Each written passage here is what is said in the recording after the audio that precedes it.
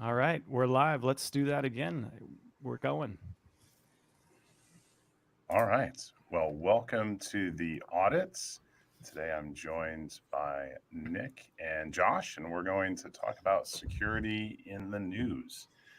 So we've got a couple articles that we'll talk through, and just wanted to say thanks to the listeners who are joining us. This is our first time going live. We'll see how it goes, but should be a fun episode. First time for Josh, everything. first time for everything, yeah. Josh, was there a place you wanted us to start? Yeah, I'll just also wanted to call out that this episode will be recorded and edited, and then we will be publishing it in a few weeks. So if you missed the live stream today, don't worry. You can find all of our episodes on all the streaming platforms, especially Apple Podcasts and Spotify, as well as YouTube if you want to watch the video as well. So we'll jump right into it. We're going to kind of just do a popcorn style news episode where we're talking about some current events and getting Nick and Eric's expertise on the matters. We're going to start out with this by Reuters. U.S. court to hear challenges to, oh, sorry, not that one. We're going to GeekWire. We're going to start with cybersecurity attack on Seattle Public Library impacts multiple tech systems and online services. So this came out on the 28th of May. The Seattle Public Library was dealing with what it called a ransomware event, impacting its technology systems on Tuesday, causing disruptions to a number of online services offered by the library. In reading this, Eric, this must be something akin to what you're dealing with on a regular basis in your job. And I wondered if you had any insights on this and kind of shed some light on the situation for our listeners. Yeah, it's unfortunate that this happened, right? Kind of um one of the common denominators where a public entity is available to people from all different backgrounds, children, adults, what have you, and to attack something like this is, it's unfortunate that it happens. I've worked in the public sector space, consulted in that space for a while, and it looks like they were able to get into the areas of the network that would impact those services that would go out over the internet. So that's one of the things that we've typically tried to do is separate when we're working with public infrastructure like that, separate out the really public facing devices, like the machines that you would see when you go into a library. And if you wanted to work on a resume or what have you, you could. Some libraries have things like 3D printers or other things that the public could come in and use. And in one of the scenarios, we would use, certainly had good malware or anti-malware on the machines, but every night we would just refresh those machines. So using technology called deep freeze, it would just essentially rebuild those machines. Because if you don't do that, people are attempting to install all sorts of things on those computers. And I had one instance where two women came into the library, put a USB drive in the machine, and were attempting to join that machine to a botnet. And so we had, some alarms that went off from a malware perspective that this was happening. It had blocked it, but we were able to get some information about the USB device. We worked with other libraries in the vicinity and had seen that these two individuals had tried to do it to other libraries as well. Um, Wow. once the alerts went off on the detection systems, we then worked with property management to pull the video footage so we could actually see who it was. The footage wasn't great, but we could identify the two individuals, and then really we're looking for patterns of behavior where they were coming in, and we didn't see that they had come back after that. So it looked like they were just trying to go around and do this, which, again, pretty unfortunate, because that could have been pretty bad if they did gain a foothold on that library, and then that library certainly might be trusted by other public entities, an IP address coming from the library connecting to a city or county or state agency, it might not be detected. Do we know what the point of attack was, what the point of entry was here? They were trying to join the machines to a botnet. Okay. So in this instance here in the Seattle Public Library, it says it's a ransomware event.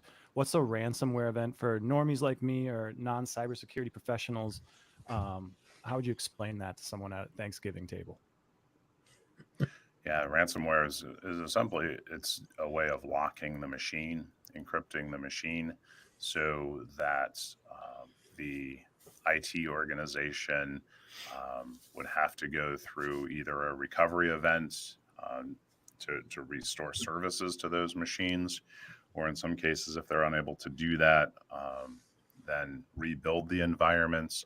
Or what the malicious actors are looking for is to pay the ransom so that the machine could be unlocked. Really, it's financially motivated. Ransomware is just one of the attack vectors that malicious actors use in order to monetize their attacks.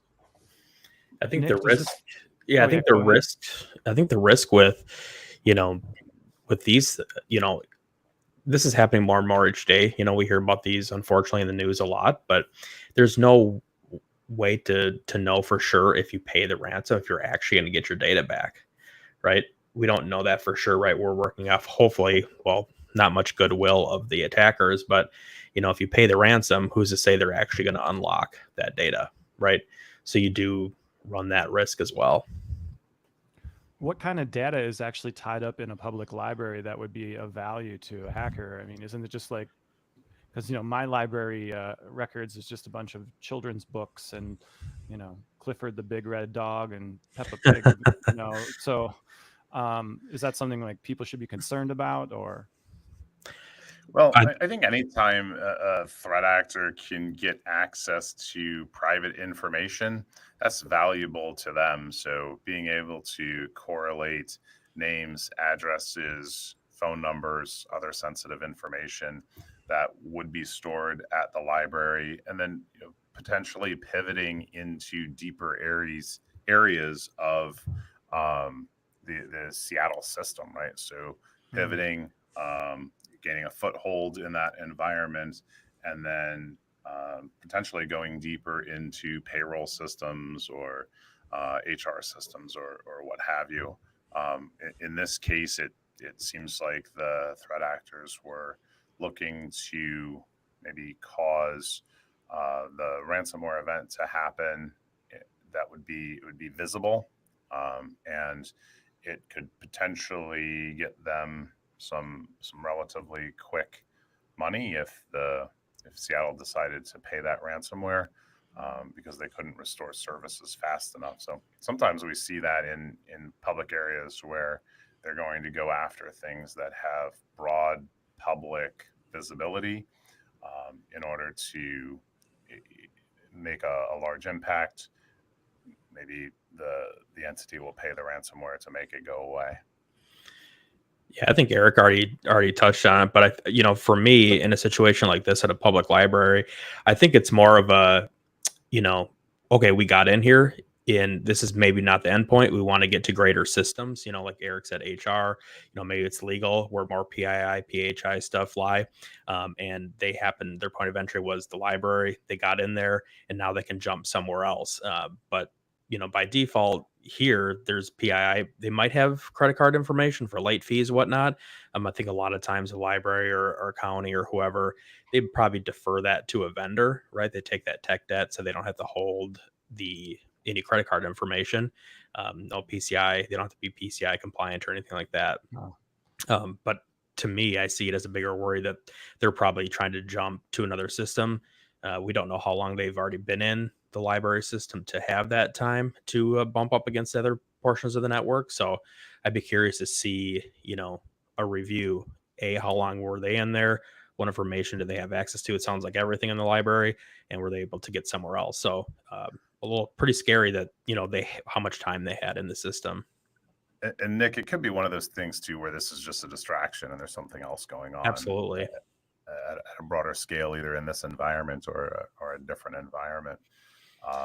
From a user perspective, Josh, you bring up the Thanksgiving table conversation, and not to sound like a broken record, but the reuse of username and passwords. So if you're a member of the library and you're logging in online to check out a book or what have you, or use the services, just not using that same username and password on other sites, so that in this particular case, your username and password would be compromised here, but not anywhere else if you were reusing or if you were using a different password for different sites. And you could do that with a password manager where you'd have a one-to-one.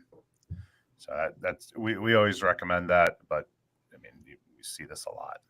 It just shows how important using, different passwords for different systems. If you have a login at the library, to keep those things separated, like Eric's talking about, use a password manager, because you just can't undersell or oversell, how important that is, no matter where you're logging into, whether it's just a public library or not. So there's a lot of takeaways here for sure. Right on. And it's probably the same thing, Josh, right? Lock your credit, use a password manager. Yep. If you did those two things, you would be pretty safe. Okay.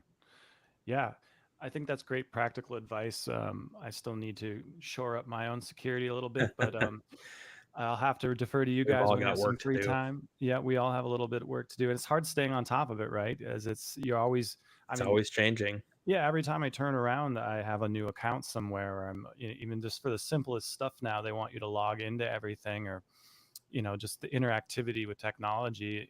One of my least favorite, I have to say, is going to a restaurant and having a QR code on for the menu. Yeah. If you're a restaurant owner and you're listening to this, please stop.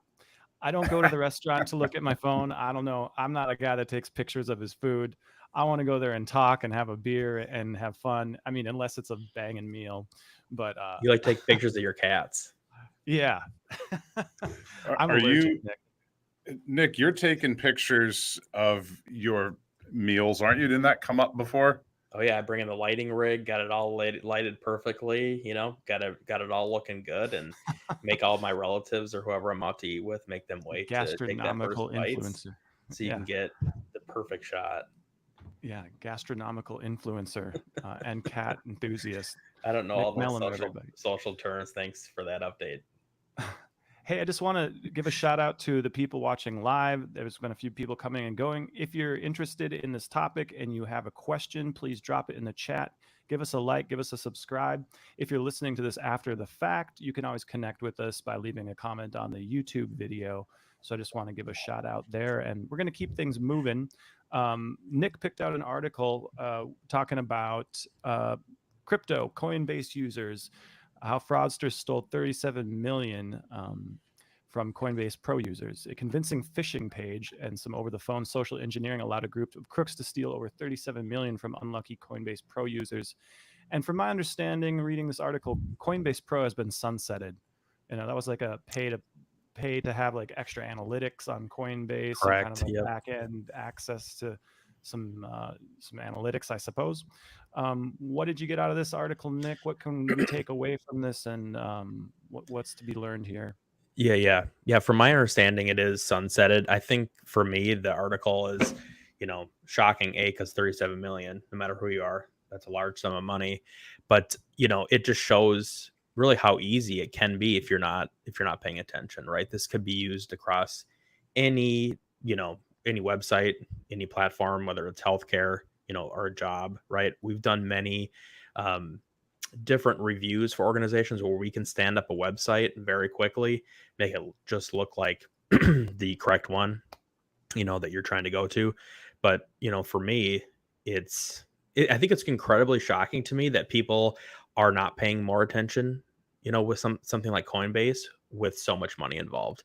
Right. So what's essentially happening here is the organization was able to stand up a website or a front of the website and look exactly like Coinbase. Users logged in, they were able to get their credentials, and then they were able to go log into the Coinbase proper to actually remove money, move money around. So there's a lot of takeaways, but I think for me, the biggest one is, even if you're going to the app, well, I would recommend using the application, right, on your phone. That's probably the safest way to go about it. If you're using anything online, you're more susceptible to, attack here.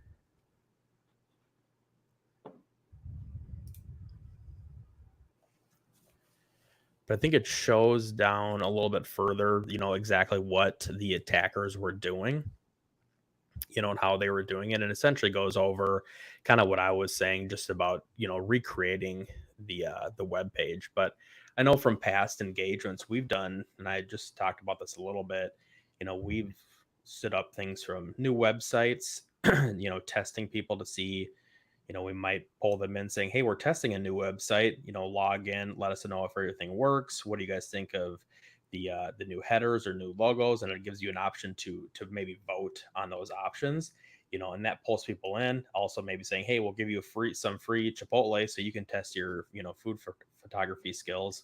And when you do so, you'll get a gift card or whatever. And then we, as the attackers, get their login credentials, and we're able to report back on the organization that, hey, we got this many hits, and it's just another form of phishing, right? So we, in this case, probably more spear phishing or something like that, as we're directing towards a specific user personnel, and we're getting their credentials. Nick, that reminds me that the burrito, right? Your credentials for a burrito. Yep. That's just kind of the we still talk about that, right? From the engagement we did with the customer, and I know they talk about it too, right? Of I think that was the most successful phishing campaign that they had seen in a while, to get people to give their credentials for a gift card for a Chipotle burrito. And then the other one, same account, that was interesting, was the tickets to the amusement park. I was waiting for you to bring that one up. Where the phishing email was enticing enough with 4 tickets to an amusement park, and then when the person learned that it was a phishing attack and they weren't going to get the tickets, the hardest part for them was going back to their family and telling them that they had been fished. We're not actually going to the amusement park, and I'm not taking the day off. Or I think that turned into a bigger situation where they were a little upset that we, essentially we're not playing fair, and I would say to anybody listening, we want to train as it's the real world, right? We want to train as realistic as could come to any of your end users. And that might come with some bumps and bruises, like Eric was just talking about, right? You might get a call from HR and say, hey, why did you do that? Well, that's what the attackers are going to do. So unfortunately, you're not getting the amusement park tickets or the burritos, but it's still incredibly important that we practice these tactics, because, we certainly know the attackers aren't playing by any rules. So just for our listeners that are normies like me, you guys are creating these phishing campaigns within organizations to make sure we're shoring up their security, and then social engineering and training the employees on what to look for. And I just had a really kind of interesting phishing attack on my person. I think I got a text message or an email. I think it was a text message saying my UPS package or my FedEx package had been held up in transit, and I had to log in to verify my address and credentials. And it was really well done. I think it was USPS, now to come to think of it. And a lot of those things we've talked about of looking for typos or just really bad design or just shoddily thrown together websites. This was a really well designed website, and I think part of the problem is like the fatigue of just the volume of these coming in, and then it just takes that 1 second where you're kind of half distracted, or you're doing something with your kids, or you're at work and you just want make that email go away or that problem go away, and they catch you at the right time. So how much does like the fatigue play into that? How do you balance? I think it's huge. How do you balance like training with the fatigue that people are feeling? Because I mean, if you send 100 phishing emails, it's just like a numbers game, right? I think that's right. why You're going to get in. Yeah. yeah, you're going to get in. I think that's why we see a lot more attacks and breaches. I hate to say the B word, but we see a lot more phishing attacks or something of that nature on Fridays. And I personally, I think, I don't think I'm telling anybody they don't know, but I think it's just because we think a lot of people are going to be less sharp on a Friday, right? They're already thinking about what they're having for dinner. They're going to the amusement park, tomorrow, whatever it is, so they're much more apt to click on that link. Like you're talking about, Josh, we've all seen that. I think I've got it from USPS and UPS and Amazon too. Those are familiar ones to me. And, if we're giving any advice before we jump into more information about this, for me, it's if I get a text message like that, I have the apps for all three of those, right? So I'll jump into the UPS app and see if the notification is actually there, and if I'm expecting that app, or excuse me, that message, and I can check actually the tracking number. If the tracking number matches, that's probably one giveaway. But if the notification's not in the app, I'm probably not going to click on the link no matter what. But that's And again, UPS a isn't giveaway. going to email you Right. and say or text you and say, hey, we can't deliver to you. Yep. Set up that informed delivery, application that they have, so you can get that data there. Josh, you were bringing up some more parts about this with more questions, and I diverted to some advice. No, I wanted to go to the advice. Actually, I was going to say I use that technique of checking my Amazon app when I had received an Amazon scam phishing email. Eric, are there any other like little tips or tricks, like hovering over the URL, or like just some simple practical things our users could be doing? There's a lot of those things that you can do. Usually it'll be a malformed header in the email address. I think you got, if it says it's coming from UPS, but it's got a USPS and it's got a Gmail address on it, well, that's probably not legitimate. But they can spoof the email addresses pretty easily. I think it's one of those things where you're not obligated to click on any links. You're not obligated to open email. You don't have to respond to it. So you could just not do it. I know it's hard for some people to not react to something that they get, but you don't have to. And it's probably better not to. If it looks suspicious, just ignore it or send it to if you're at a corporation, you could send it to your IT team through the report suspicious email if they do that. So I'll just forward it to Nick, because Nick's my IT guy. Just forward it to Nick. Yeah. Then I'm going to hit delete on it. Okay. On the corporate side, if it's really bad, I mean, Nick, to your point around the Friday afternoon launches, I think in the last 6 weeks, I've probably had to work on Fridays pretty late a couple of those times because of some of the things that came in.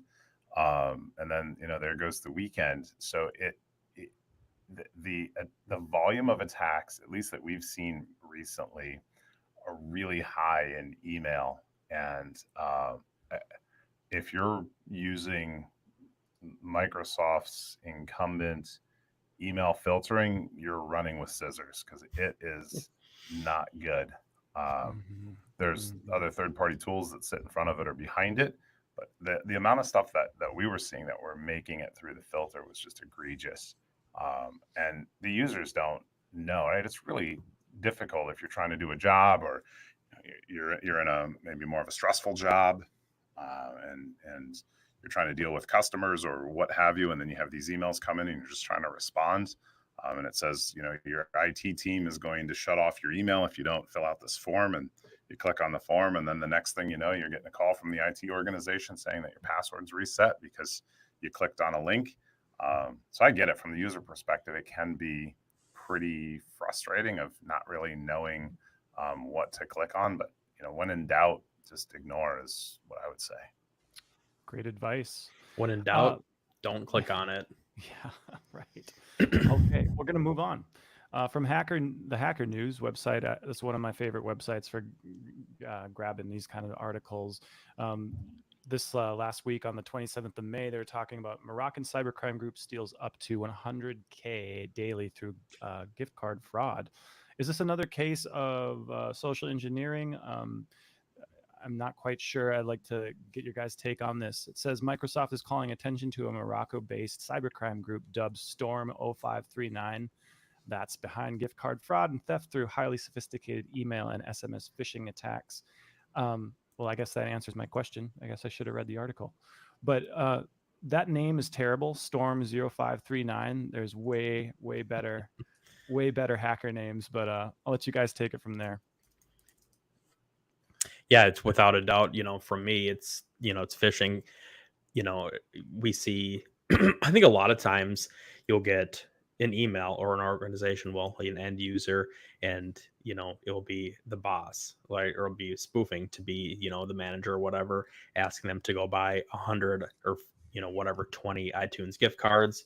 But then, further down the instructions, it explains scratch off the back and then send me a picture of the pin and the number, right? So I think that's similar to what they're doing here. They're baiting people into doing something nice for somebody. Hey, I'm running out of time, I'm in a meeting, whatever it is, and can you go buy these gift cards? I want to give them out at our luncheon next week or whatever. And then scratch off the back, send a picture so I can do whatever, right? And maybe the receptionist or whoever has been tasked to do this, they're thinking, oh, the big wig, he needs me to do something, or she needs me to do something, whatever it is. And they're going to just do it without asking questions. So we see that a lot. That's things we've done, in testing, in, doing reviews of many different organizations. And I think that's probably what the tactic is here. Aren't gift cards like one of the top currencies of the black market, or just because they're untraceable cash, basically? Yep. Yeah, exactly. And I think that's where they have websites dedicated to buying, those gift cards. You might buy a Home Depot gift card, you get a $250 Home Depot gift card, and you get it for, $100 off or something like that, right? Because they've just cleaned that money, right? And they don't care about the loss, because that's all coming back to them. And like you said, Josh, it can't be traced. I think it's interesting, learning about cybersecurity as I've been producing the podcast, how the phishing people, the hackers, really capitalize on holidays, weekends, current events. It says here that this was first spotlighted by Microsoft in mid-December, linking these engineering campaigns at the head of the year and holiday season. So, they're getting set up, they're getting ready for this, just a volume of people online shopping and just a more of attack surface. What can we do, Eric, to kind of mitigate this type of thing from happening to our loved ones? Nothing. Best advice. Don't use gift cards, perhaps? I mean, this was a pretty sophisticated one with some URL redirection, JavaScript, and man-in-the-middle attack. I don't know. These are pretty difficult, right? The CEO fraud that Nick mentioned, just having that awareness that happens within that, or that is a potential threat vector, and educating people in the organization that to verify with a phone call. It's the same thing with ACH fraud, where threat actors will try to change bank routing information on contracts. And most institutions have in place the need to make a call and verify that information, not with the number in the email, but with the phone number that they have listed for the account. We actually saw one this week where an individual at a financial institution had been compromised, and in their email signature they were saying, if you get a request to change routing information, please call me. But I just thought it was interesting to actually see that in the email signature. I had not seen that before. How hard is it to get the bad actors out? Once they're embedded in the system, are they kind of like cockroaches, where it's just almost impossible to ever exterminate them completely, because they're gaining all this access information and kind of maybe squirreling away information for a later attack? It can be it can be pretty hard depending on where they are, right? So if they're kind of in the outer ring, so to speak, around in an organization that might use Microsoft's Office services or Google's G Suite of services. If they're into that communication and that connectivity ring, if you will, they're really going to be hitting you pretty hard with phishing campaigns to essentially garner credentials, get into a mailbox, send out more phishing. Pretty hard for them to launch ransomware campaigns from that outer ring. But then once they get inside the organization and they're able to steal tokens, get credentials to get through the VPN, which there's a Checkpoint VPN exploit that's live in the environment that if you're running Checkpoint, you want to patch that 0-day. There's a patch and a hot fix out right now. It came out late April. But once they're into the kind of the core of the environment, then it could be really difficult. And that's the sort of thing where you're seeing nation states develop that vector. They're going to get into the environment, and then they're just going to slowly gain footholds and watch and learn and really set up the attack that they're really going after.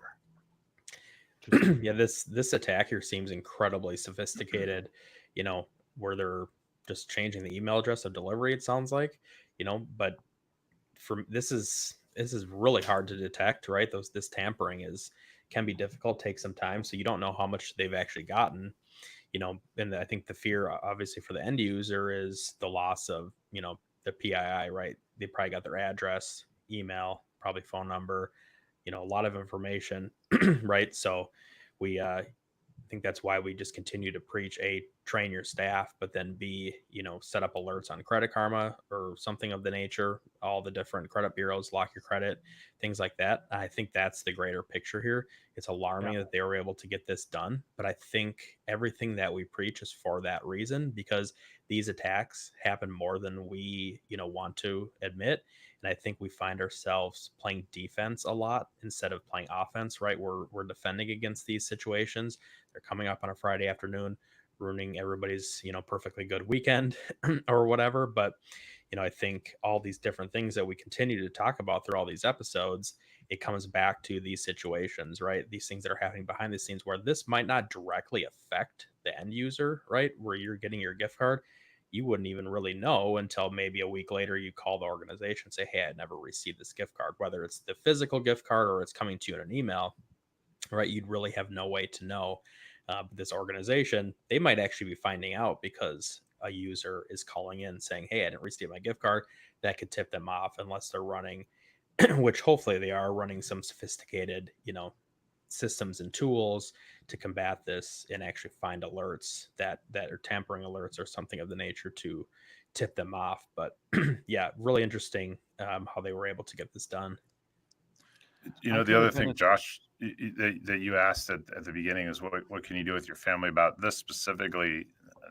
Not a ton, but what you can do is start to have those conversations at the Thanksgiving Day table, like, hey, mom, dad, whatever, grandparent, if you got a call from, little Timmy or little Susie that said they were in Mexico in an accident and they needed you to send them $100 or $1,000, would you do it? Right. And having those kind of tabletop conversations is really relevant. And, in business, you do tabletop exercises to talk through a particular scenario at the leadership level, at the technical level, but having that same conversation at home, equally valuable, I think.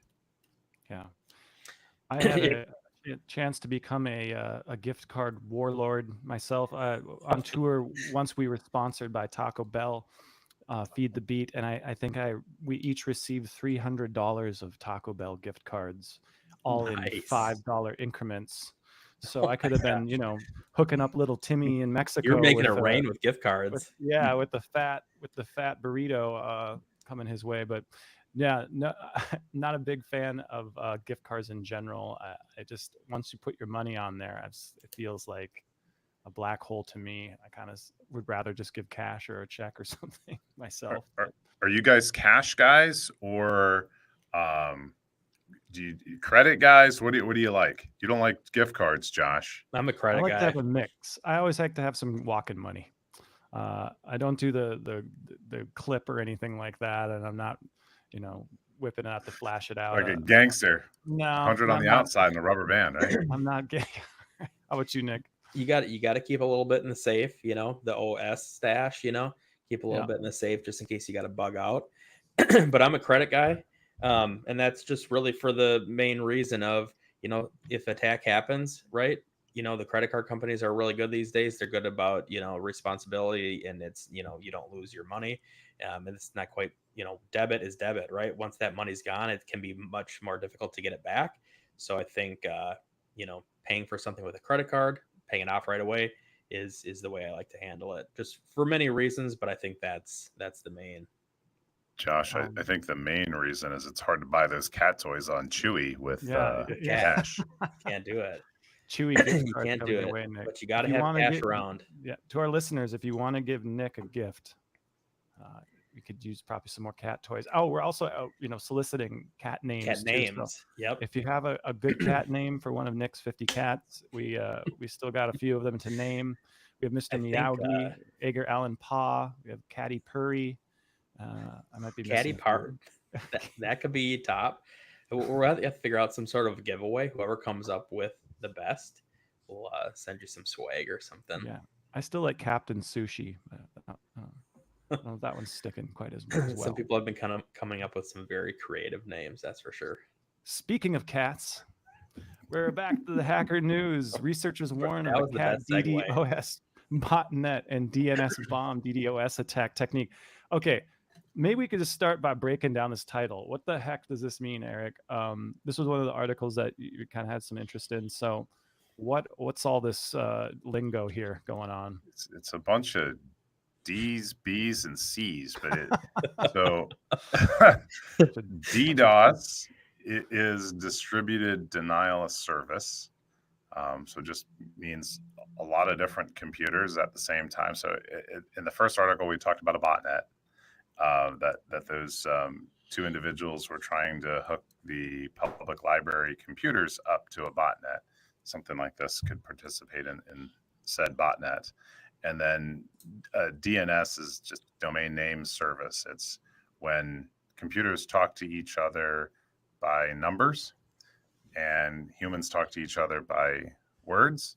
So the DNS is a way of translating words to numbers. So for example, if you're going to look up www.itaudit.labs.com, itaudit.labs.com is hosted on a web server that is referenceable by an IP address. So in order to, we don't know the IP address off the top of our head because it'll change from time to time, but we do know the word. So the DNS service translates the word into the IP address, and we don't have to pay any attention to the IP address.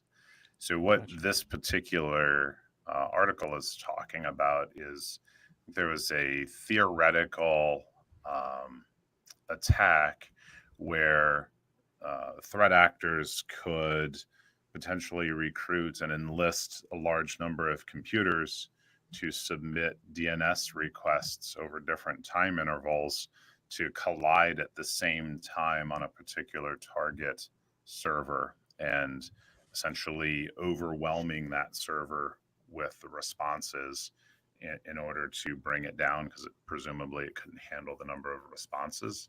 I think we're seeing less and less distributed denial of service because the protections that are in place by the cloud hosting providers, Cloudflare, Akamai, what have you, just have really good protection against storm attacks.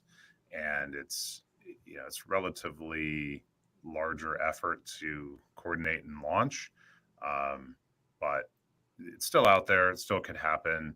There's a lot of distributed servers with advertising campaigns and using them to target and generate revenue from ad clicks but it's probably going down a rabbit hole. I think for this particular thing, not a lot that the individual end users can do. It's maybe more interesting if you want to learn a little bit more about DNS, for example. The article is kind of cool to read, and just how things work behind the scenes. Because when we go to the website and we're www.whatever.com, we're not really thinking about the bits and bytes that happen and how we get that information. Along those lines, that might be relevant is we're working on a kind of a teaching lab here over the next couple of weeks, focused on DNS. So talking about DNS in on a future podcast, and then doing a Pi-hole build, which is a Pi-hole is a ad blocker that rides on Raspberry Pi. So doing this for the home user who can follow along with us, build a Raspberry Pi on their network, and prevent some of the ads from popping up if that's of interest. Interesting. Just for our audio listeners, 1 second, Nick, if you don't mind, I'm just going to read this first little paragraph so our audio only listeners can have some context. We're talking about a news article from the Hacker News. We already read the title: Researchers warn of cat DDoS botnet and DNS bomb DDoS attack technique. The threat actors behind the cat DDoS malware botnet have exploited over 80 known security flaws in various software over the past 3 months to infiltrate vulnerable devices and co-opt them into a botnet for conducting distributed denial of service attacks. Maybe, Nick, if you got something to add to that, or maybe if you could break it down for the normies, what's happening here, what I was going to bring up, and what I've been noticing in recent years maybe, is the uptick in denial of service attacks on public service entities like 911 services, dispatcher. And what's a denial of? Sorry to interrupt, but what's a denial of service attack exactly? That's what Eric has been explaining on overwhelming the call center, the servers, right? So in turn, it makes those services go down. We saw it in Dallas, I think, was a notable one. I don't know the specifics on that, but I think the DDoS, the denial of service, was a part of that. And we also saw it at another organization that Eric and I and team worked on, and it was able to bring down, calling 911. And, when that happens, it, obviously that's a giant gap. People aren't able to call for emergency services. And it, when that happens, the dispatchers, they're working off pen and paper now, dispatching over the radio. So that was just something I have noticed over the recent years. And I think it's been happening quite often. We've seen trends on social media of these kinds of things, but to actually bring down, 911, for example, that's a giant risk. So something we're paying attention to. And from your standpoint or your opinions, are hackers doing this because there's actually like real world tangible things they can point to, like, look, I did that, ha ha ha, kind of, because they're not putting their name on the map, gaining a lot of value. They're just bombing something so it goes down, right? I think it's financially motivated, right? Just like everything is. Okay. I think it's a bit of both, right? Financially motivated and get their name on the map, kind of thing. If they can, come out and say, "Hey, this group was a part of it," I think it's both. But obviously, like Eric's saying, financial motivation is probably the biggest one.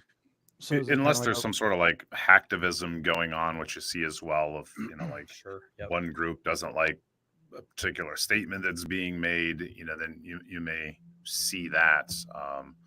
Certainly attempts around the political landscape with the DNC or the RNC when those are in town, the Democratic National Convention and the Republican National Convention. When those are in town, maybe you might see defacements of or attempted defacements of websites or the transit systems in those particular areas. But that might be less about financial and more so about a statement.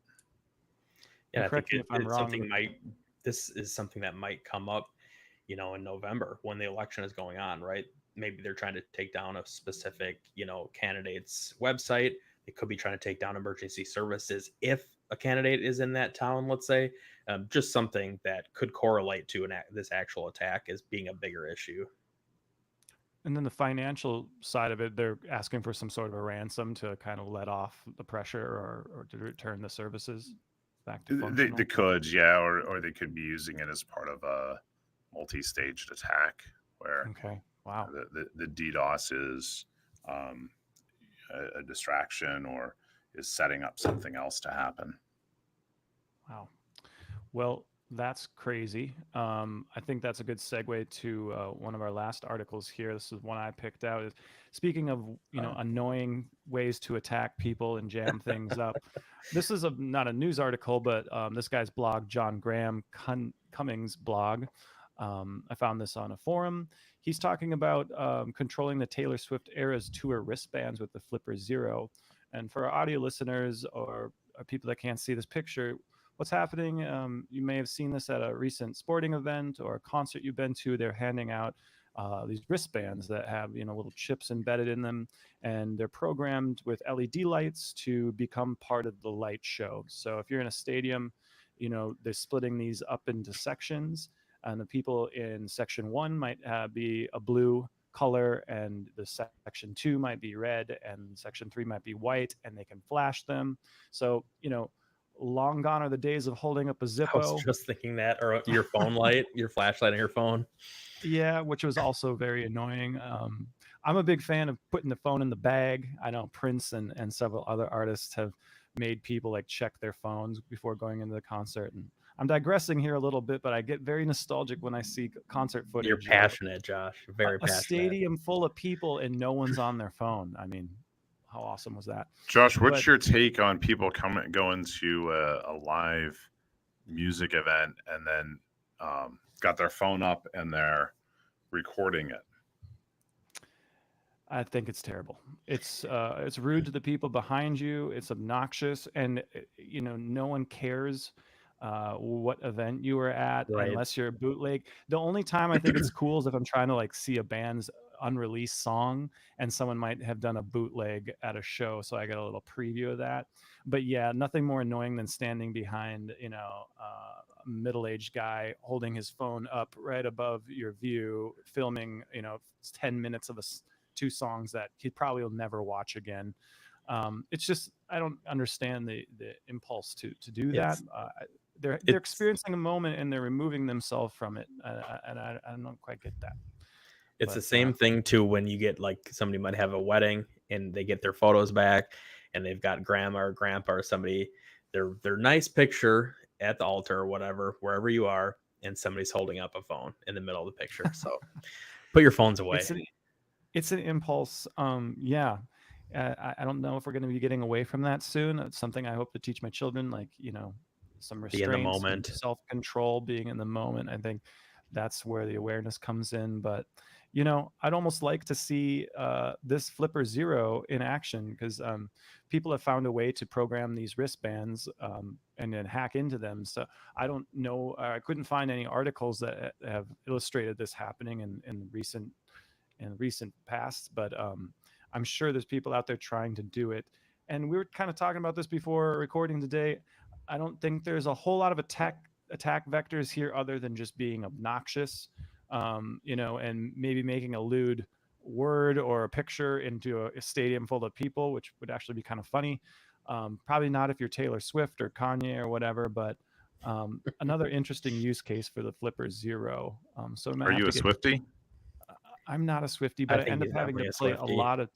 I end up having to learn a lot of Taylor Swift songs for weddings and things like that. So I will say this: I do appreciate her as an artist. She's a hardworking lady. I got to meet her briefly in 2016 at the Billboard Music Awards in Las Vegas. She was in the backstage saying hello to every single person and every other artist. I was there supporting my brother, and they were largely unknown, and she went out of her way to shake everyone's hand and meet everybody. That's cool. So, Nick, you don't want to go against Taylor Swift and the Swift. That's worse than going against Anonymous. The Swiftie army, they'll get you. Yeah, I think that was just an interesting use for the Flipper Zero. So we might have to check in with Cameron on that one. And I think it is really cool, Josh, because like you were saying, and Eric brought this up too, right? Activism or whatever you want to say, people could, show their cause, right, in a stadium, right? That might be a reason to take these over, politically, charged or something like that. So I think there's a lot of reasons to do it. So it's definitely something to keep your eye on, because the technology with Flipper Zero, it's something you can put in your pocket, and you've got an attack vector. And wasn't it the attack vector on those, if I'm recalling, Josh, it was either infrared, which is how they're getting the colors to change, so Bluetooth, infrared, or radio signals in the stadium. RF. Yeah, and I think there's a couple different systems that they're using. It's pretty cool because the person that's running this system can fit all of the gear into their suitcase. It's just one box that controls, and then they have a laptop, with the display showing the layout of the stadium, and I'm sure they can customize it to whatever application they're using it for. But very lean technology, and something that would have been unthinkable maybe 10, 15 years ago. So pretty cool technology. I would like to see how this develops, and kind of maybe this will take people off their phones. We can find a way to engage people and make them more a part of the show.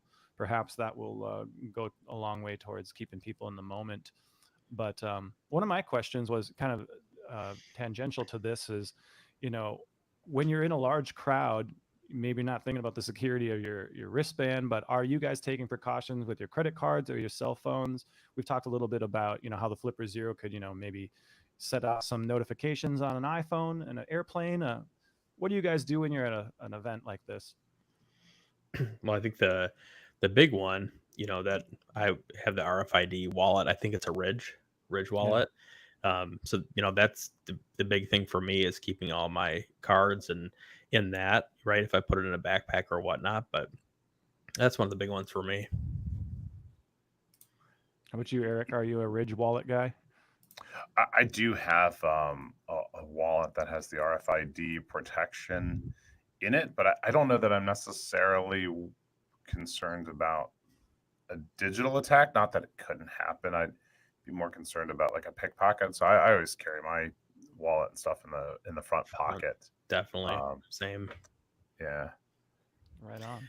Definitely for me too. And I think one thing, and this is probably segueing a little bit, but and I was just I think I was at the car wash or the gas station last night, and I always find myself, and I have for a while, is looking at the actual reader to see if there's been a skimmer put on. So I think it's not directly your question, Josh, but I think if there was one other thing, advice to give, people, it's pay attention to where you're actually putting your card, right? If you have the option to bump tap, I would do that. But every time I have to put my card in, I'm always looking to see, and one thing that is a dead giveaway for me is a lot of times you'll see the red sealed sticker that's going around it to show that, right, that seal is broken, kind of thing. But I'm always looking to see if one of those, like, I'm forgetting what the actual terminology is for it, but if somebody's actually put a device on there to skim your cards, you see them on social media a lot, people actually pulling them off. You hear about that at the gas pumps. Yep Great easy place to put one. I've had it happen at a gas pump and then at a Burger King before, through the drive-through at the Burger King, which was interesting. Did you show it to the actual customers or the employees? No, because you mean my credit card, or when you noticed the actual? Oh, you didn't notice the machine. You got it. No, because I had given them the credit card to pay, and then like, I don't know, a week later or whatever it was, a couple days later, then it was the card was stolen, and then I called the company, and we kind of just traced it back to when the event happened, and I think it was the Burger King, but now I think I haven't been to one in a little while, but I think they kind of just extend the reader to you, like at Starbucks or whatever, and then they're not taking the card, because then they can't do any funny business with it.